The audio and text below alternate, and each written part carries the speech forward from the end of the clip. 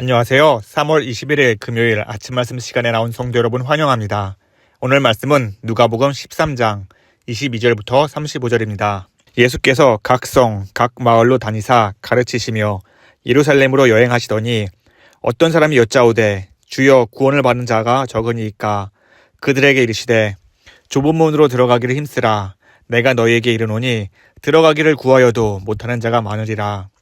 집주인이 일어나 문을 한 번 닫은 후에 너희가 밖에 서서 문을 두드리며 주여 열어주소서 하면 그가 대답하여 이르되 나는 너희가 어디에서 온 자인지 알지 못하노라 하리니 그때 너희가 말하되 우리는 주 앞에서 먹고 마셨으며 주는 또한 우리를 길거리에서 가르치셨나이다 하나 그가 너희에게 말하여 이르되 나는 너희가 어디에서 왔는지 알지 못하노라.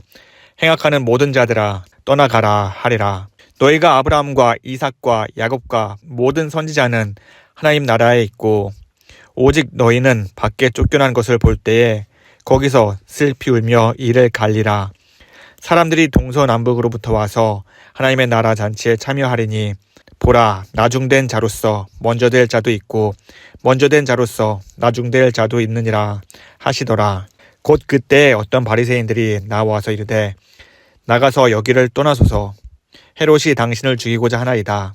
이르시되 너희는 가서 저 여우에게 이르되 오늘과 내일은 내가 귀신을 쫓아내며 병을 고치다가 제3일에는 완전하여 지리라 하라. 그러나 오늘과 내일과 모레는 내가 갈 길을 가야 하리니 선지자가 예루살렘 밖에서는 죽는 법이 없느니라. 예루살렘아 예루살렘아 선지자들을 죽이고 내게 파송된 자들을 돌로 치는 자여 암탉이 제 새끼를 날개 아래에 모음같이 내가 너희의 자녀를 모으려 한 일이 몇 번이냐. 그러나 너희가 원하지 아니하였도다. 보라 너희 집이 황폐하여 버림바 되리라.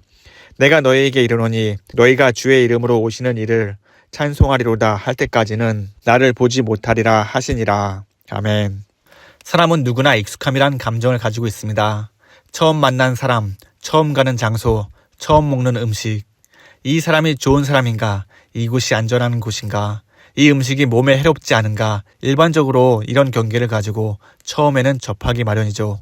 그러다 시간이 지나 조금 익숙해지면 경계했던 사람에게 호감을 느끼고 낯설었던 장소에서 아름다운 경치와 화려한 도시의 묘미를 느끼게 됩니다. 또 걱정하며 먹었던 음식을 맛을 음미하며 즐겁게 먹게 됩니다.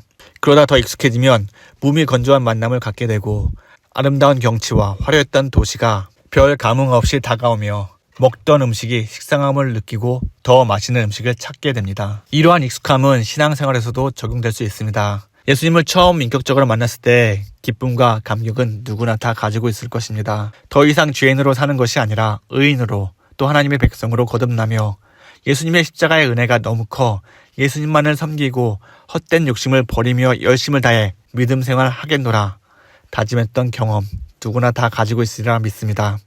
하지만 시간이 지나면서 반복적인 믿음 생활과 바쁜 생활을 살다 보면 어느새 익숙함이 찾아와 말씀과 기도가 전혀 새로울 것이 없는 것처럼 다가오기도 하죠. 그러다 이런 삶이 더 익숙해지면 마치 하나님의 말씀을 다 아는 것처럼 자기 합리화에 빠져 하나님이 원하시는 믿음의 삶보다 자신의 편의대로 믿음 생활을 하기도 합니다. 오늘 말씀은 이렇게 익숙함에 빠진 사람들과 또 이런 익숙함에 빠져드는 사람에게 예수님께서 경종을 울리는 말씀입니다. 예수님께서 예루살렘으로 가실 때 어떤 사람이 물었습니다. 주여 구원을 받는 자가 적으니이까? 이 질문에는 복합적인 의미가 담겨 있습니다. 문자 그대로 구원받는 자의 적은 숫자에 관한 질문일 수도 있고 또 다른 의미로는 오직 유대인만이 구원받는다는 고정관념 속에서 유대인들의 우월성을 보이는 질문이기도 합니다. 이에 예수님께서는 이렇게 대답하십니다. 좁은 문으로 들어가기를 힘쓰라.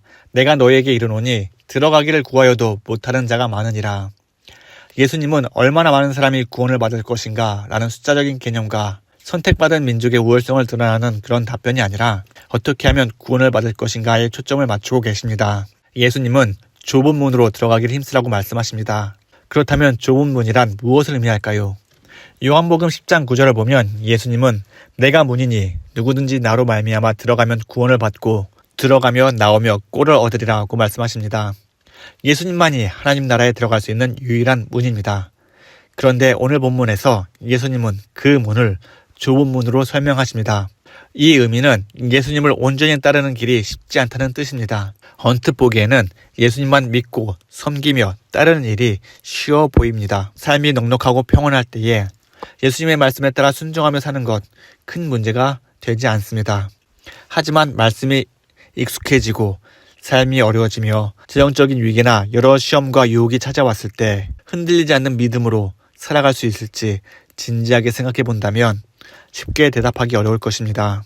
오직 말씀만 의지하고 사는 것이 얼마나 어려운지 구약의 이스라엘 백성을 보면 잘 알 수 있습니다. 이스라엘 백성은 광야에서 하나님의 여러 기적을 경험했음에도 불구하고 시간이 지나면서 물과 양식이 부족할 때 그들의 믿음은 사라지고 하나님을 원망했습니다. 그들은 자신의 편의대로 하나님과 우상을 함께 섬기는 죄를 저질렀으며 하나님이 그들의 죄를 지적하자 오히려 우리가 어떻게 주의 이름을 멸시하였느냐 하며 오만한 모습을 보이기도 했습니다. 게다가 바리새인들은 오랜 세월 동안 율법을 가르치면서 타성에 젖은 율법을 해석하고 그 율법을 자신의 유익을 위한 수단으로 사용했습니다. 이러한 행동을 하면서 이들은 하나님 나라에 들어갈 것을 확신하고 하나님 나라를 소망했던 것이지요.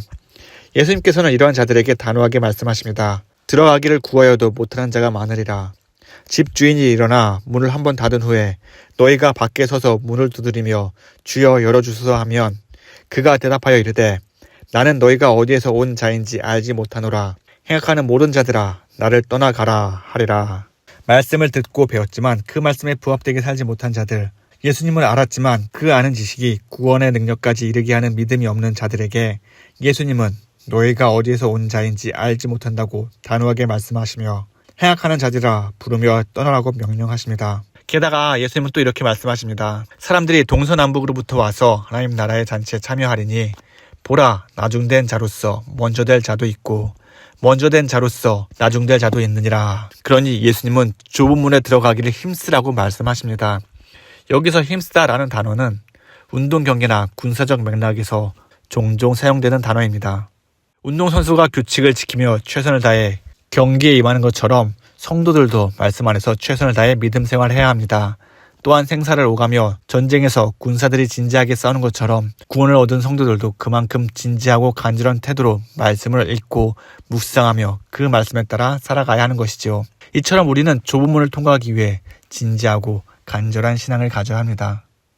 예수님만을 전적으로 신뢰하고 따르는 삶, 세상의 어떤 유혹 속에서도 하나님만을 바라볼 수 있는 그런 마음가짐으로 하루하루 살아야 하는 것이죠.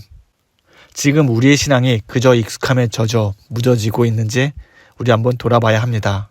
마지막 날에 예수님께서 우리의 믿음을 보시고 우리에게 천국의 문을 활짝 열어주시는 그 날을 소망하면서 온전히 예수님만을 붙들고 좁은 문에 들어가도록 힘써 나가야 하는 것입니다. 예수님께서 이 말씀을 하실 때에 어느 바리새인들이 예수님께 헤롯이 예수님의 생명을 노리고 있다고 경고합니다. 그러자 예수님은 헤롯을 저 여우라 부르며 그 위협을 무시합니다. 유대인들에게 여우란 가장 간교하고 해롭고 하찮은 사람을 가리키는 표현이었습니다. 예수님에게 헤롯이란 세례 요한을 죽인 자이며 로마에 붙어 자신의 영화를 누리는 간교한 자일 뿐 하나님의 계획을 막지 못하는 그저 무의미한 자입니다. 그리고 예수님은 자신이 예루살렘에서 죽임을 당할 것을 예고하십니다. 예수님은 탄식하십니다. 예루살렘아 예루살렘아 선지자들을 죽이고 내게 보내진 자들을 돌로 치는 자여 암탉이 제 새끼를 날개 아래 모으듯이 내가 너희를 모으려고 한 일이 몇 번이냐. 그러나 너희는 원하지 아니하였도다. 이스라엘 사람들은 자신들이 하나님께 선택받은 민족이라 자랑하며 살았지만 그들은 하나님이 보내신 사람들을 수없이 죽였습니다. 그럼에도 불구하고 하나님은 그들을 보호하셨고 돌아오기만을 참고 기다렸습니다. 하지만 그들이 행한 일이 무엇인가요? 그들의 죄를 깨닫기보다 하나님의 아들을 오히려 핍박하고 결국 죽이려 하는 모습에 예수님은 탄식이 나올 수밖에 없었던 것이지요. 예수님은 이 악한 세대에게 심판의 말씀을 하십니다. 보라 너희 집이 황폐하여 버림바 되리라. 내가 너희에게 이르노니 주의 이름으로 오시는 이를 찬송하리로다 할 때까지 나를 보지 못하리라. 그들의 죄로 말미암아 오랜 기간 이스라엘 민족의 중심이었던 예루살렘이 황폐하게 될 것이라고 예수님은 말씀하셨고 그 일이 실제로 일어났습니다. 서기 70년에 예루살렘은 로마 군대에 완전히 파괴되었습니다. 그리고 135년에 이스라엘 백성들은 예루살렘에서 완전히 추방당했습니다. 바리새인을 위해서 무섭게 꾸짖었던 예수님은 우리를 품으셨습니다. 죄인이었던 우리가 예수님의 십자가의 공로를 인해서 모든 죄에서 용서함을 받았고 하나님의 자녀가 되는 권세를 주셨습니다. 또 하나님은 예수님을 통해서 우리를 의롭다 하시고 우리를 품어주셨습니다. 그리고 성령님을 우리에게 보내주셔서 우리 마음 가운데에 주의 말씀이 항상 생각나도록 우리를 도우고 계십니다. 그러므로 우리는 예수님의 품을 떠나서는 안 됩니다. 하나님의 말씀을 듣고 묵상하며 구원의 은혜에 감사하며 말씀에 늘 정진하며 살아야 하는 것이지요. 익숙함에 빠져 십자가의 은혜의 감격을 잊어버리는 것이 아니라 더욱더 예수님의 말씀을 묵상하면서 십자가의 은혜가 우리 마음속에 깊이 자리 잡아 주의 말씀에 따라 오직 예수님만을 바라보며 살아야 하는 것이지요. 그러므로 오직 예수님만을 섬기며 그분이 주시는 은혜와 사랑으로 오늘 하루 살아가는 저와 여러분 되기를 간절히 기원합니다. 우리 다 함께 기도하겠습니다. 사랑과 은혜가 많으신 하나님 아버지, 주의 말씀으로 오늘도 하루를 시작하게 해주심을 감사합니다. 주의 말씀을 들으면서 날마다 새롭게 하여 주시옵소서. 어제가 오늘이며 또 오늘의 내일이 되는 반복적인 신앙생활이 아니라 날마다 우리의 믿음이 굳건하게 자라나게 하여 주시옵소서. 주님, 우리가 좁은 문으로 들어가길 힘쓰는 자가 되게 하여 주시옵소서. 세상의 어떤 유혹 속에서도 흔들리지 않고 주님만을 바라보며 주님을 뵙는 그날까지 오직 주님만을 섬기며 살아가게 하여 주시옵소서. 이틀 후에 헝가리로 복음을 들고 떠나는 선교팀을 위해 기도합니다. 오고 가는 발걸음 주님께서 지켜주시옵시고 그곳에서 주의 복음이 선포되고 예수님의 사랑이 전파될 때에 잃어버렸던 수많은 영혼들이 회개하며 주님께 돌아오는 놀라운 역사가 일어나게 하여 주시옵소서. 이를 통해서 살아계신 예수님의 능력을 경험하고 하나님의 영광이 그 땅 가운데 충만하게 하여 주시옵소서. 하나님, 육신과 마음의 연약함으로 신음하고 고통받는 성도들이 있습니다. 특히 진영의 집사님을 치유하여 주시옵소서. 하나님의 치유의 손으로 집사님을 만져주시옵시고 속히 회복되게 하여 주시옵소서. 그 가정 위에 하나님의 은혜와 복음이 또 믿음이 더욱더 굳건하게 자라나게 하여 주시옵소서. 하나님, 우리 서문의 모든 식구들이 오늘 하루 살아갈 때에 복음의 능력으로 서로 사랑하고 또 이 땅 가운데 하나님의 영광이 드러나는 삶 살게 하여 주시옵소서. 이 모든 말씀 살아계신 예수님의 이름으로 기도합니다. 아멘. 햇살 가득한 봄날의 기운처럼 하나님의 기쁨이 충만한 하루 보내시기를 간절히 기원합니다. 감사합니다.